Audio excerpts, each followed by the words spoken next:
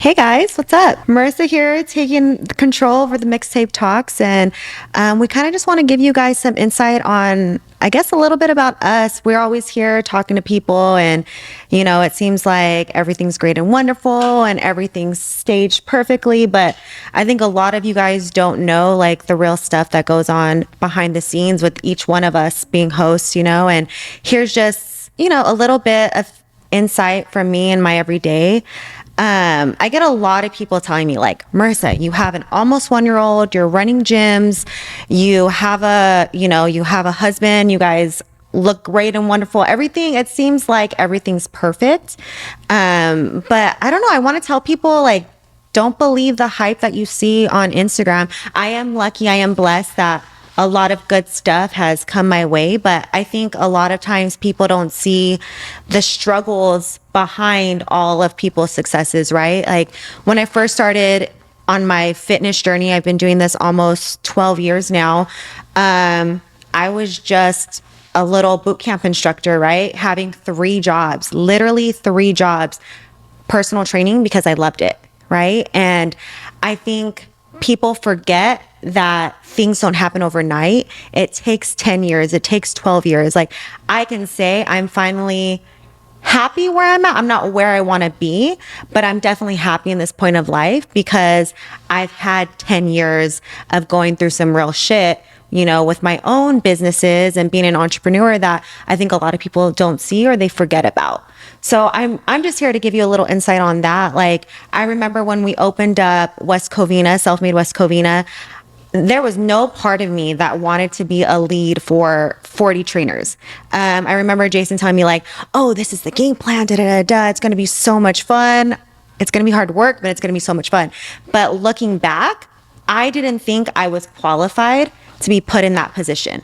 I didn't think what I knew 5 years into being a trainer that I could help people, 10 times their business or just spark some kind of inspiration for somebody coming from Starbucks or In-N-Out or anything like that. So I feel the reason life and being an entrepreneur hit fast when I was put into a situation that I was super uncomfortable with.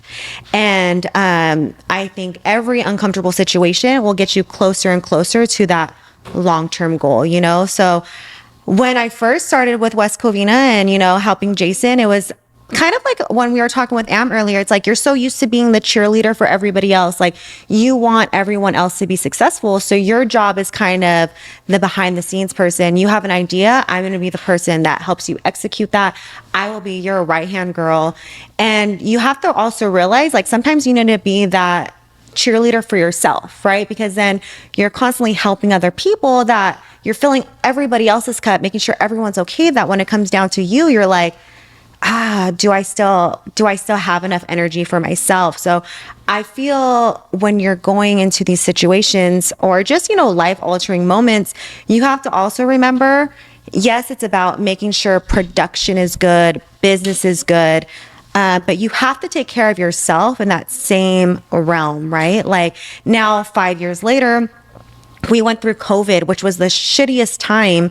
I mean, for everybody, but I mean, we were in LA County and just knowing that we just had to figure it out. Why? Not for us, but because we had 40 other trainers who depended on using the gym for income for their families or whatever their livelihood was, right? So I think being an entrepreneur, when you get out of all the shitty stuff is really great, right? But like you kind of forget about those 3 to 6 months of struggle to have that 2 to 3 month of chill, right? So I think definitely getting thrown into being a lead and kind of faking the funk while it was all happening. I kind of had to have an alter ego. Like, yes, I have this. Yes, I can help these people.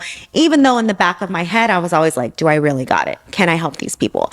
But now looking back at all the trainers that we have helped, they're making 6 figures, buying new homes, driving fancy cars. Like we can honestly say that happened because of the environment that we created. And I love the fact that we were just a small part of so many different people's journey or story, right? And now going into, we have Chino Hills, which let me tell you was a way harder battle than opening up West Covina. And let's just be honest, it's hard to go into a whole new home as an outsider and get your team to trust you, to like you, right? Like at the end of the day, we all have to, I guess, earn our stripes, right? And just because I did something great with West Covina didn't mean I was going into Chino Hills with that same credibility. So I can finally say 2 years later, after struggles, after people leaving, I think we are gravitating our team. Our team is now the culture that we've always set in stone, which I absolutely love, right? But there was struggles in that. And I think on the back end, everybody thinks like, oh, you own a gym, you're making all this money, all of that. It's just not like that. Like I remember seeing an Instagram story and it was like, if you're not willing to put in 5 years of not getting paid, then you shouldn't be doing this. And I can honestly say that I wasn't paid, like you don't get paid right off the bat. You have to earn your stripes. You have to do the shitty stuff that nobody wants to do in order for you to be successful at the end of the day, right? Now, because I did 5 years, 6 years of busting my ass, now I can say, yeah, I'm credible, right? And when I walk into a room, I know my value. But that was after years and years of telling myself that I shouldn't have been in that room. But now because, I am a female in a male-dominated industry, more and more I'm getting my confidence up with that. But it's true, like you are who you surround yourself with. And I think if my circle wasn't so uplifting and so wanting me to succeed, I don't think I would have ever gotten that way, but I don't know. I want to tell you guys that if you have a dream and I talk to fitness because that's what I'm in. But if you want to work for yourself one day, what are you passionate about, right? Like, how do you make your passion into paying your bills? I'm lucky enough that my passion pays my bills. Right now, we're not driving fancy cars or doing things like that, but it's one of those things. Stay humble for 5 years, stay humble for 10 years, right?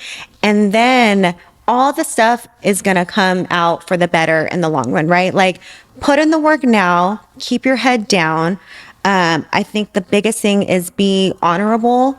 Don't change yourself to form to other people, right? Like, especially in our industry, we are so concerned about this person needs to like me, this person needs to like me, or I should look like this, I should dress like this.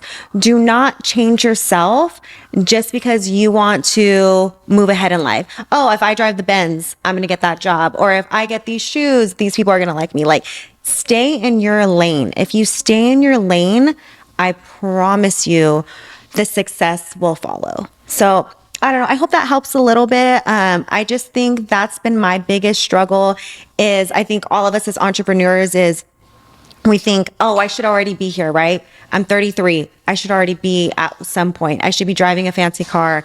Oh, I should have multiple gyms maybe. Like you always have a to-do list.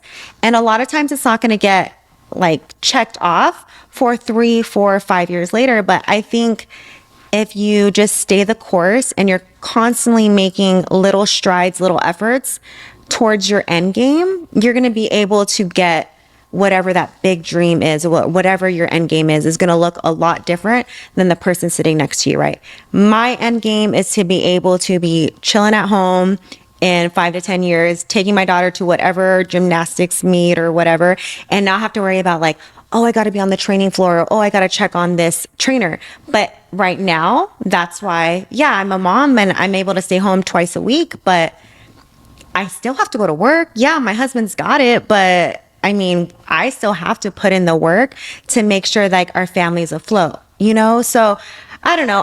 My biggest thing is don't compare yourself to other people. Like you might think somebody has their whole life figured out. They're a boss babe. They're going to this meeting. They're driving this. They're going on these lavish vacations. But sometimes you don't realize that those people have like $20,000 in credit card debt because they are trying to live up to a certain lifestyle that they can, right? So I don't know. I just say stay humble, stay the course. stay focused on yourself, and all the good people will come your way. And I don't know, I feel like that's a lot of it.